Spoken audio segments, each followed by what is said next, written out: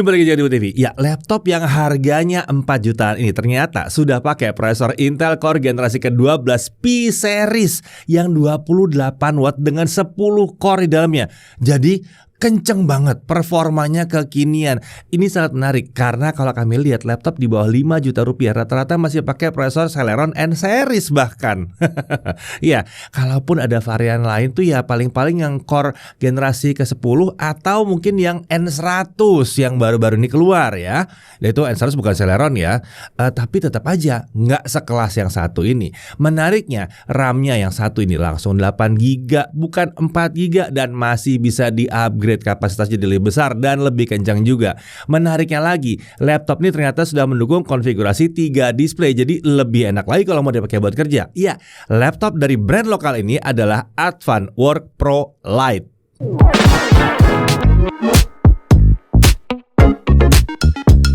Ya, walaupun namanya Work Pro Lite, entah kenapa laptop yang satu ini prosesornya malah lebih kekinian dibandingkan Work Pro yang terdahulu yang masih pakai Core i5 1035 G7. Tapi rasanya nggak perlu dimasalahkan lah ya namanya laptop ini. Kita mulai aja langsung bahasannya. Oke, untuk spesifikasi utamanya prosesor pakai Intel Core i3 1220P. Ya, 1220P. Fabrikasi Intel 7. Base power udah langsung yang 28 watt. Biasanya kan yang 15 watt ya. Nah, ini udah 10 core 12 thread. Masih ingat harganya? Ya, ini terdiri dari 2 performance core dan 8 efficient core. Intel Smart Cache-nya ada 12 MB. Untuk integrated graphics namanya sih Intel UHD Graphics dengan 64 execution unit. Tapi ini adalah Intel UHD Graphics yang baru, jadi sudah support akselerasi video AV1 dan QuickSync juga. Untuk memori atau RAM yang terpasang adalah 8 GB DDR4 3200 MHz single channel. Tapi tenang, laptop ini pakai slot SODIMM ada 2. Jadi masih bisa di-upgrade kapasitasnya dan dijadikan dual channel biar lebih kencang. Untuk storage yang terpasang adalah 256 GB SSD M.2 NVMe PCIe Gen 3x4. Tentunya storage-nya masih bisa di-upgrade dengan mengganti SSD bawaannya ke kapasitas yang lebih besar. Untuk wireless connectivity dia pakai modul Intel yang udah support Wi-Fi 5 dan Bluetooth versi 5.1. Kapasitas baterainya ada di 45,6 Wh. Untuk OS tentunya pakai Windows 11. Body untuk reflektornya adalah clamshell atau laptop klasik. Materialnya polikarbonat lah ya di harga segini. Untuk warna itu grey untuk punggung layar, area sekitar keyboard dan penutup sisi bawah. Dan hitam untuk bingkai layar dan tombol keyboardnya sendiri. Untuk desain, laptop ini sepertinya masih menggunakan sasis bodi yang sama seperti Advan T-Book yang baru-baru ini kami review. Bentuk dan lekukan bodinya sangat mirip sekali. Kalaupun ada beda, itu hanya di material punggung layar dan tidak adanya tema transformer di sini. Jadi lebih kalem aja penampilannya. Secara keseluruhan penampilannya terasa elegan untuk sebuah laptop kelas 4 jutaan. Ukuran panjangnya itu 32,2 cm, lebar 21 cm dan ketebalan 1,98 cm. Untuk bobotnya laptopnya aja di 1,42 kg. Chargernya 125 gram. Ini adalah charger 45 watt. Menariknya charger ini punya desain yang seperti charger smartphone. Jadi praktis aja kalau mau dibawa-bawa. Total bobotnya kalau dibawa-bawa adalah 1,54 kg. Nah, untuk layar atau displaynya ini adalah berukuran 14 inci dengan resolusi 1366x768. Sayangnya resolusi seperti ini memang membuat ruang kerja di sejumlah software jadi terasa sempit ya, seperti kami jumpai di Premiere Pro dan DaVinci Resolve. Untuk panel ini adalah panel TN atau Twisted Nematic. Kalau kami ukur dengan alat kami, hasilnya adalah tingkat kisaran maksimumnya di 283 nits saat berada dalam ruangan. Sementara untuk gamut coverage ada di 57,5% sRGB dengan volume di 58,2% sRGB. Layar seperti ini emang kurang cocok lah kalau mau dipakai buat content creation yang butuh akurasi warna tinggi. Apalagi kalau layar TN kan kalau lihatnya dari sudut yang berbeda-beda itu kontrasnya bisa berubah-ubah ya.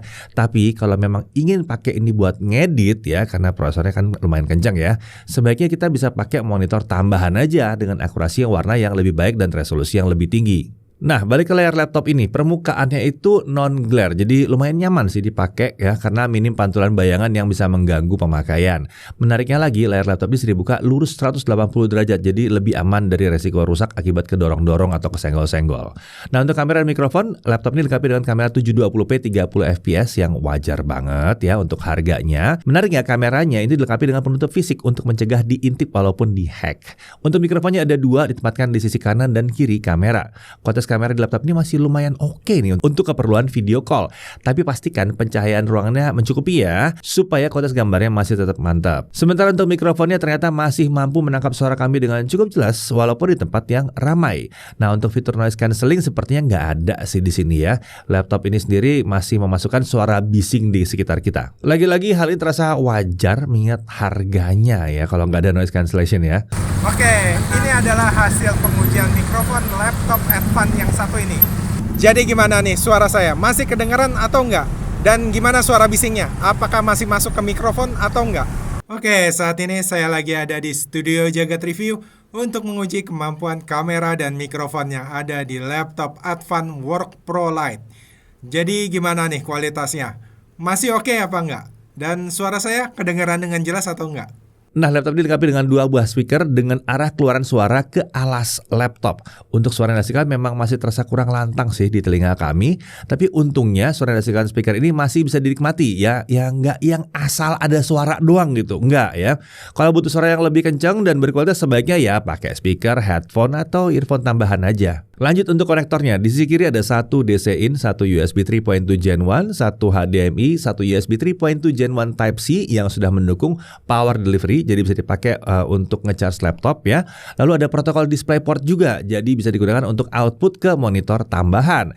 Jadi laptop ini bisa dihubungkan ke 2 monitor tambahan dan pengguna bisa menggunakan 3 display sekaligus untuk bekerja, termasuk layarnya sendiri. Beralih ke sisi kanan, ada micro SD card reader, ada satu 3,5 mm audio combo jack, ada satu USB 2.0, satu USB 3.2 Gen 1 yang 5 Gbps, dan ada Kensington lock slot. Nah, untuk keyboard di laptop ini pakai tombol model chiclet ya. Uniknya tombol escape dibuat memanjang ke samping sehingga ukurannya lebih besar dibandingkan yang terdapat di laptop-laptop lain pada umumnya. Nah, tapi sayangnya untuk tombol home dan end itu nggak ada di laptop ini. Lampu backlight untuk keyboard juga tidak kami jumpai di laptop yang satu ini. Nah, untuk touchpadnya, di area touchpad ternyata dibuat sejajar dengan tombol spacebar, jadi mampu memberikan kenyamanan paling optimal pada saat kita mengetik. Nah, untuk cooling system, laptop ini menggunakan sistem pendingin dengan 1 buah heat pipe dan 1 buah kipas. Untuk lubang pembuangannya ada 1 buah yang menuju ke engsel layar. Nah, kita masuk ke aspek performa. Nah, laptop ini akan kami uji dengan 2 kondisi, yaitu single channel yang pakai 8 GB RAM bawaannya dan dual channel 2 kali 8 GB dengan menambahkan 1 keping RAM ekstra. Oke, kita langsung dengan Cinebench R23 ya, terpasang ke charger. Di stability test selama 30 menit, skor tertinggi yang diperoleh adalah 5.920 poin. Sementara untuk skor yang bisa dipertahankan ada di 5.600 sampai 5.700 poin. Sementara kalau kita cabut colokan listriknya ya, jadi kita pakai baterai aja, kita bisa lihat bahwa skor yang diperoleh ada di kisaran 5.400 sampai 5.500 poin. Hanya turun sedikit dibandingkan kalau chargernya terpasang. Nah, untuk suhu kerjanya pada saat menjalankan Cinebench R23 ini di stabilitas selama setengah jam, suhu tertinggi prosesor hanya mencapai 62 derajat Celcius saja. Cukup rendah di sini ya.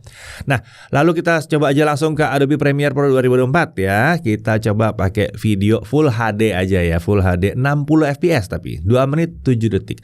Dengan software only, kalau single channel semua saya dalam waktu 3 menit 51 detik, kalau dual channel 3 menit 36 detik. Kalau kita pakai OpenCL, single channel selesai dalam waktu 5 menit 2 detik, sementara untuk dual channel, wow, ini kencang sih, di 3 menit 6 detik. Kalau menggunakan Premiere Pro, sepertinya laptop ini akan lebih cocok untuk editing video 1080p memang ya. Kalau 4K sih agak kurang mungkin ya. Tapi 1080p 60 aja udah enak. Selama memang sudah langsung pakai dual channel ya. Jadi tambah 1 keping RAM lagi lah. Nah, untuk suhu kerjanya saat melakukan exporting video Full HD dengan akselerasi OpenCL, suhu tertinggi prosesor hanya mencapai 55 derajat Celcius saja. Oke, kalau pakai CapCut gimana? Biasa kan kalau laptop yang terjangkau kita pasti ngetes pakai CapCut juga. Video sama ya, Full HD 2 menit 7 detik. Kalau single channel semua selesai diekspor dalam waktu 2 menit 3 detik. Kalau dual channel, wah cuma 1 menit 21 detik. Kalau pakai CapCut memang ya, jadinya lebih kenceng. Bahkan 1080p 60 fps dilibas nih ekspornya. Kenceng banget. Nah, dengan CapCut ini kalau kita lihat pada saat kita melakukan proses ekspor, suhu prosesor dapat dikendalikan di bawah 55 derajat Celcius. Oke, lanjut. Kalau kita pakai DaVinci Resolve 18.6, software video video editing profesional, tapi ini yang versi gratisnya. Lagi-lagi kita pakai video Full HD 60 fps 2 menit 7 detik. Single channel saya dalam waktu 9 menit 41 detik, sementara untuk dual channel hanya butuh waktu 6 menit 15 detik. Ya, di sini memang terasa agak berat ya. Jadi kalau memang mau ngedit video ya mungkin harus dual channel lah, udah pasti harus dual channel di sini. Nah, pakai DaVinci ini biasanya kan kalau kita ngekspor video itu suka jadi panas banget ya. Di sini kita lihat bahwa suhu kerja prosesor itu masih terkendali, tetap ada di bawah 60 derajat Celcius. Mantap. Oke, sekarang mari kita lihat kemampuan gamingnya ya. Kita langsung aja uji, tapi konfigurasinya langsung dual channel aja karena optimalnya pasti seperti itu. Nah, hasilnya kurang lebih seperti ini.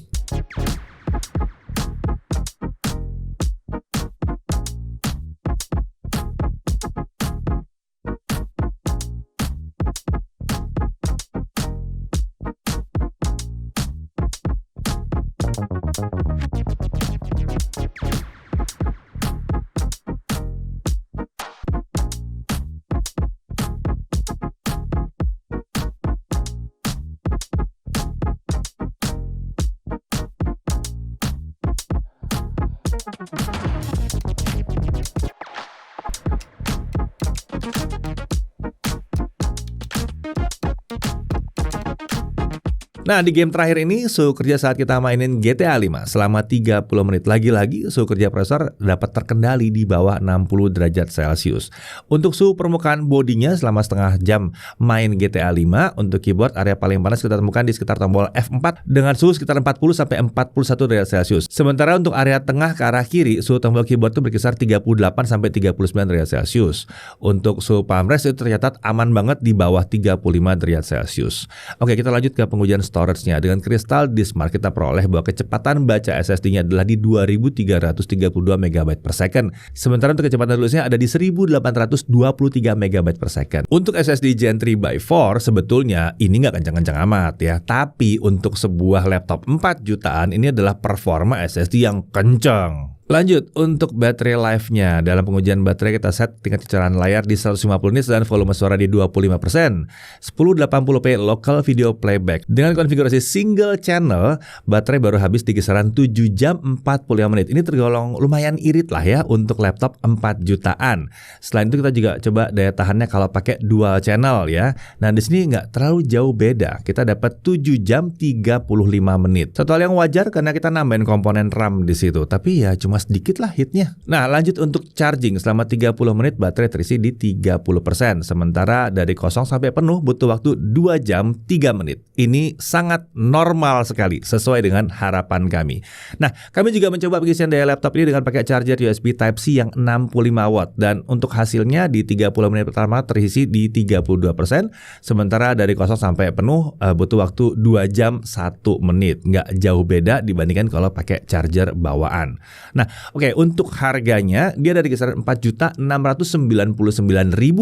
Mantap ya, bener kan 4 jutaan. Untuk garansinya ini dapat 1 tahun dari Advan Indonesia. Oke, kita masuk ke dalam hal yang perlu diperhatikan. Pertama, RAM bawaannya itu masih single channel. Saran kami sih langsung aja upgrade ke dual channel supaya performa laptopnya jadi kenceng. Harganya udah murah kok ya. Kemudian yang kedua, ini adalah layar HD. Jadi resolusinya nggak tinggi-tinggi amat dan panelnya masih pakai TN, Twisted Nematic. Sebetulnya ini wajar sih untuk laptop di 4 jutaan. Kami agak berharap bahwa ya mungkin Advan mau pasang layar IPS dan harganya naik dikit lah. Nggak apa-apa sebetulnya ya. Wah, mantep banget tuh, harusnya pakai prosesor kayak gini, layar IPS tuh. Sayangnya di sini masih layar TN. Untungnya kita bisa pakai layar eksternal lah ya kalau mau penampilannya lebih bagus. Nah, kemudian untuk keyboard dia nggak punya tombol home dan end di sini. Lalu belum dapat Microsoft Office di sini ya. Tapi tenang, ada alternatif gratisnya kan, bisa dong dicari ya. Lalu kemudian untuk garansi ini juga masih yang 1 tahun biasa saja. Dari sisi menariknya ya, harganya tergolong murah untuk laptop dengan Intel Core generasi ke-12, apalagi yang P-Series ya. P-Series itu lebih kencang daripada yang U-Series. Sudah hampir mendekati yang H-Series bahkan. Dia sudah menggunakan prosesor yang 10 core. Ini lancar buat multitasking, untuk video editing, udah mantep ya. Gaming tipis-tipis juga lancar dan support video AV1 juga. Streaming AV1 nggak ada masalah di sini, nggak boros harusnya. Suhu kerja juga tergolong rendah banget, aman banget di sini. Baterainya juga lumayan irit lah ya untuk kelas harga dan performa prosesornya.